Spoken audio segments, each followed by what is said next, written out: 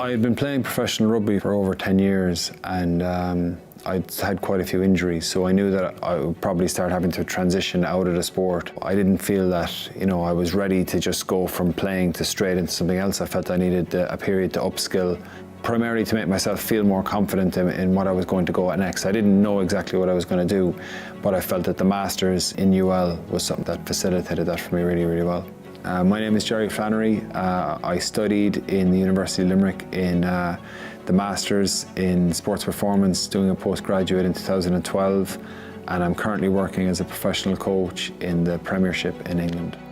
Retiring is quite a difficult process. I tried to minimise the amount of change in my life, and I'd already spent 10 years on the campus training with Munster, so for me, I was very aware of how good the facilities were, how prestigious the university was, and how good the lecturers were, so I thought this made the transition quite seamless for me to be able to stay on campus. It was a perfect fit. Even though the course was in its infancy, I was doing the first year, I knew that it would be good. I knew some of the lecturers there, I knew there was real quality and real good calibre there, so I knew I'd learn off them. One of the first things you have to have as a coach is technically to be competent. And when you can be technically competent, but you can back it up with science, it just makes you so much more confident as a coach to deliver to the player.